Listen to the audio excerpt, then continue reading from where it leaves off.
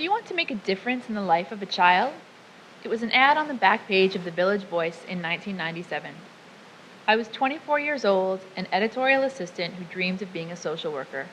Why, yes, I thought, I do want to make a difference in the life of a child. I called the number in the ad, went to 2 training sessions at the East Harlem tutorial program, and was asked what sort of child I wanted to tutor. It was a little like choosing a Cabbage Patch Kid when I was 10 years old. Did I want a boy or a girl? A baby or a preemie? On the form for EHTP, I requested the youngest possible girl. I was matched with Deshay Hagler. She was 7 years old in 2nd grade. Her grandparents were her legal guardians, and she lived with them and 4 siblings in East Harlem. Our first meeting was set for Deshay's 8th birthday. It seemed an auspicious beginning. In those early years, I helped Deshay with her times tables and reading skills every Tuesday night, but I always wanted to be more to her than just a tutor. Although it was against the rules, I took her out on weekends with her grandparents' permission, sometimes along with her brother and sisters. Deshay always seemed happy enough to see me, but she didn't jump into my lap like some of the other young children did with their tutors.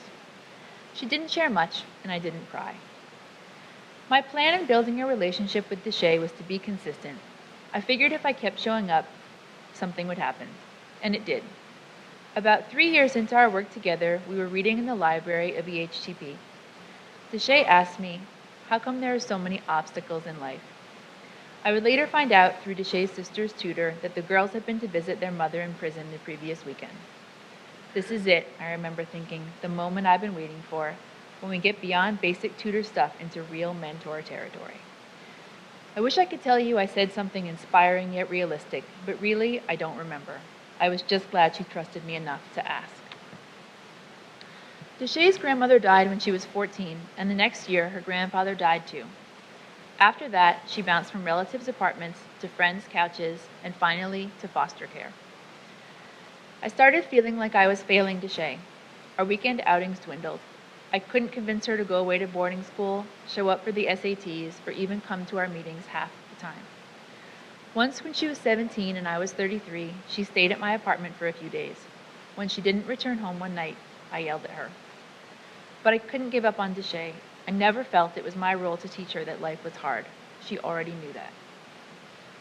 Meanwhile, I was falling in love, getting married, and starting my own family. Having a baby was supposed to be perfect.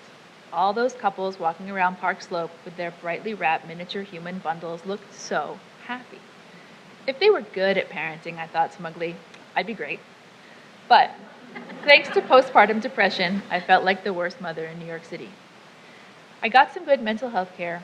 I returned to work. Slowly, the fog lifted. When my son was about 6 months old, Deshay and I took him on a walk around the East Village.